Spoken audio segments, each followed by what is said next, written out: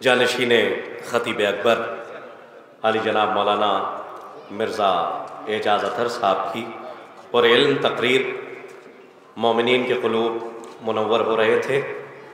معزز سامعین کرام، لائق صد احترام صاحبان، حالات کو پیش نظر رکھتے ہوئے اس محفل کو اگلے سال تک کے لیے بہت جلد سرحد التوا تک پہنچانا ہے، تو میں تمام مومنین سے گزارش کروں گا کہ جو لوگ پیچھے کی صف میں آ کے بیٹھ جاتے ہیں انہیں قانون پتہ ہے کہ اگر آگے کی صف مکمل نہ ہو تب تک عبادت مکمل نہیں ہوتی ہے۔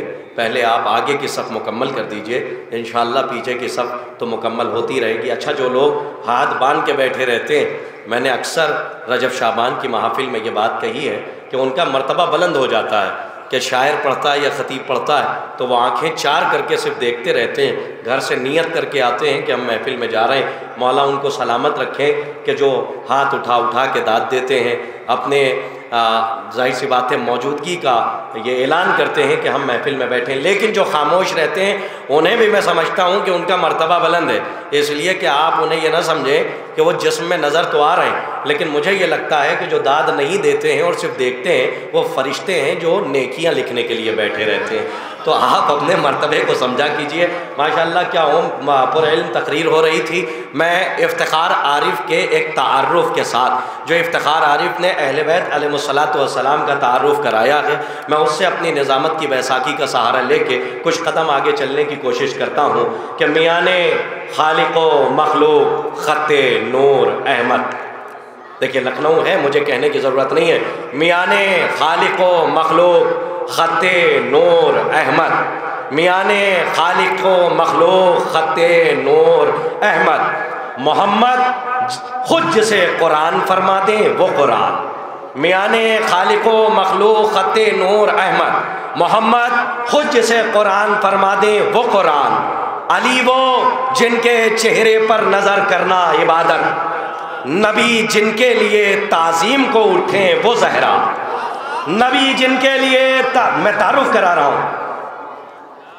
اچھا، یہاں ہار رکھا ہوا تھا کہ میں پہلے ہی یہ ہار پہن لیتا، لیکن میں چاہ یہ رہا تھا کہ اہل گل بھی اس میں شریک ہو جائیں، تو ماشاءاللہ مولا انہیں سلامت رکھے۔ میں پھر تعارف کراتا ہوں، میان خالق و مخلوق خط نور احمد، محمد خود جسے قرآن فرما دیں وہ قرآن، علی وہ جن کے چہرے پر نظر کرنا، تختی کرتے رہیے گا، مصرے پڑھ رہا ہوں، باتیں نہیں کر رہا ہوں، علی وہ جن کے چہرے پر نظر کرنا عبادت، نبی وہ نبی جن کے لیے تعظیم کو اٹھیں وہ زہرا، جوانان جنت کے سید و سردار حسنین، شجاعت صبر کے پیکر میں ڈھل جائے تو زینب، وفا امکان سے آگے نکل جائے تو عباس۔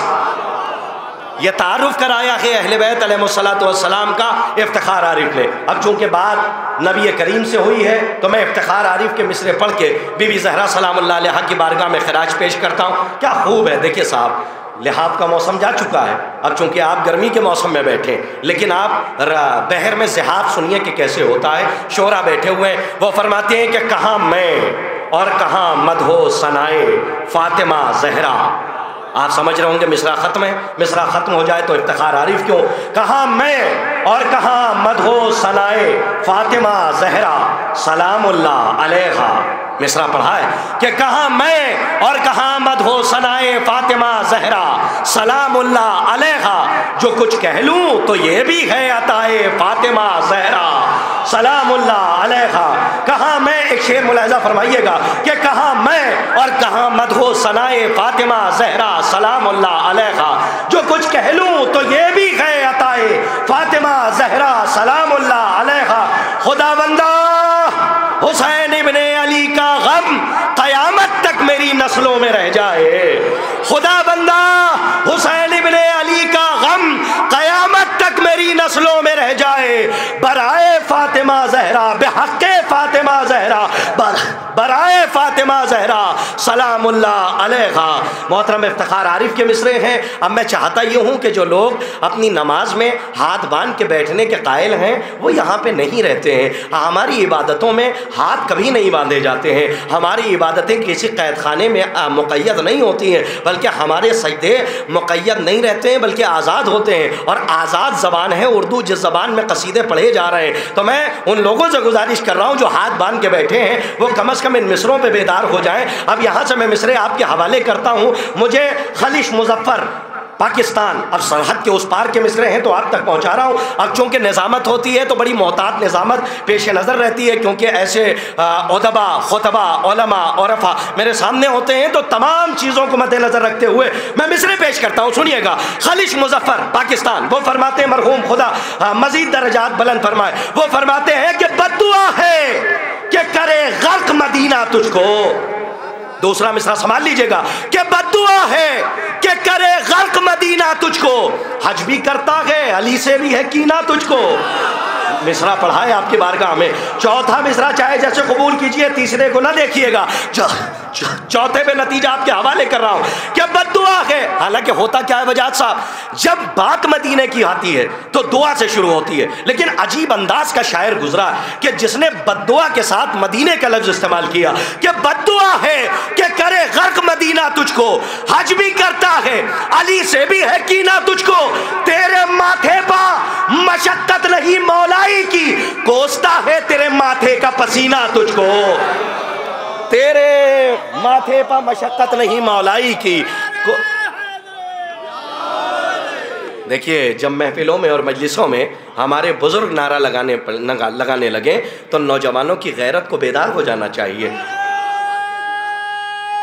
حیدری، اللہ ہمارے بزرگوں کو سلامت رکھے کہ جو مسلم بن اوسجا کا جذبہ لے کے محافل اور مجالس میں آتے ہیں، شب داریوں میں آتے ہیں اور پوری رات سماعت کرتے ہیں۔ اچھا، لائق مبارکباد ہیں اہل لکھنؤ اور اہل ولا اور اہل عزا، اس لیے مبارکباد ہیں، لائق صد احترام ہیں آپ، چونکہ یہ شہر ولا ہے اور شہر عزا ہے۔ اس میں نہ جانے کتنی محافل ہو رہی ہیں، ایک سلسلہ لگا ہوا ہے، لیکن آپ تھکتے نہیں ہیں، اور آپ نے بتا دیا کہ ہم وہ ہیں کہ جن کے جسم تو تھک جاتے ہیں لیکن فکر نہیں تھکا کرتی، اور آپ ہر محفل میں ماشاءاللہ اسی تعداد کے ساتھ جیسے ہر محفل میں جاتے ہیں آپ شرکت کر رہے ہیں، آپ لائق کے مبارکباد ہیں۔ آئیے، سرکار امام حسین علیہ السلام کی آمد کی تاریخ ہے، آج حر کا مقدر اپنی گود میں کروٹیں لے رہا ہے، اور آج جو فطرس ایک گوشہ نشین تھا اور بے چینیوں کے قفس میں قید تھا، میری طرف دیکھتے رہیے، اگر یہ مصرع چلا گیا تو دوبارہ واپس نہیں آئے گا، اس لیے کہ ماشاءاللہ آپ کے سر پہ تو کوئی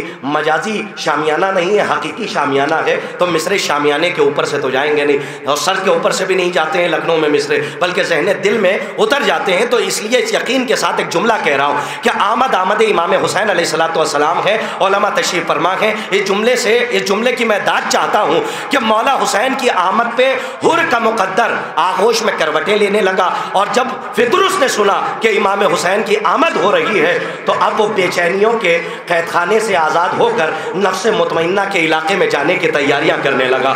امام حسین کی آمد اور تاریخ کے اندر خدا کی قسم اس سے حسین منظر ہو ہی نہیں سکتا، کیونکہ حسین آ رہے ہیں۔ بڑا جملہ میں نے آپ کی خدمت درج کیا، اور اس سے حسین منظر ہو ہی نہیں سکتا کیونکہ حسین کی آمد ہے کہ زہرا کا لال جانے پیمبر حسین۔ ہمارے ناظم انقلاب محترم زاہد بلرام پوری صاحب تشریف لا چکے ہیں، علی شبر نوکانوی صاحب، دیکھیے آپ نے زاہد صاحب کو نظامت کرتے ہوئے سنا ہوگا، لیکن آج بابو شورا میں ان کا نام ہے، اور ماشاءاللہ کلام شاعر بزبان شاعر آپ سنیے گا، زاہد صاحب اپنا کلام پیش کریں گے، اور یہ احقر الزمن طالب علم حقیر فقیر عبد ذلیل سراپا تقصیر آپ کے سامنے نظامت کے جو ٹوٹے پھوٹے الفاظ ہیں آپ کی معتبر فکر کی جھولیوں میں دے کر چلا جائے گا، اسے آپ قبول فرما لیجئے گا۔ اور چونکہ رعایتوں کو ملحوظ خاطر رکھتے ہوئے جشن مولا حسین کا میں مطلب پڑھتا ہوں، اب بیدار ہو جائیے گا کہ زہرا کا لال جانے پیمبر حسین ہے، کرب و بلا صدف ہے تو گوہر حسین ہے۔ اب دو شعر سنیے گا، اس کے بعد شاعر آپ کے حوالے میں سما خراشی کا قائل نہیں ہوں کہ زہرا کا لال جانے پیمبر حسین ہے، کرب و بلا صدف ہے تو گوہر حسین ہے، کرب و بلا کی جنگ کا آغاز ہے غدیر، منظر تو ہے علی پس منظر حسین ہے۔ مصرع پڑھائیں آپ کی بارگاہ میں. اب زبان کا ایک شعر سن لیجئے اور محمد عباس صلی اللہ علیہ وسلم آپ کے حوالے اس مدت کے قافلے کو وہ خراج عقیدت پیش کرتے ہوئے خرامہ خرامہ اور آگے لے جائیں گے، اور اس کے بعد بیرونی اور مقامی شعراء کرام کا سلسلہ جاری و ساری رہے گا. ایک آخری شعر ملاحظہ فرمائیے، زبان کے شعر آپ کے حوالے کر رہا ہوں کہ زہرا کا لال جانے پیغمبر حسین ہے. جو ادھر ادھر دیکھ رہے ہیں وہ قبلہ رخ دیکھے ورنہ نیت باطل ہو جائے گی. کہ زہرا کا لال جانے، ہمارے یہاں عبادت میں دائیں بائیں دیکھنے والی نماز نہیں ہوتی ہے کہ زہرا کا لال نیت باطل ہو جائے گی. بھائی تب دیکھیے کہ زہرا کا لال جانے پیغمبر حسین ہے، زہرا کا لال جانے پیغمبر حسین ہے. کرب و بلا صدف ہے تو گوہر حسین ہے. کرب و بلا کی جنگ کا آغاز ہے غدیر، منظر تو ہے علی پس منظر حسین ہے. ہر ایک حسینی قلب کے باہر ہے تو یزید، بس اس لیے کہ قلب کے اندر حسین ہے. ہر ایک حسینی قلب کے باہر ہے تو یزید، بس اس لیے.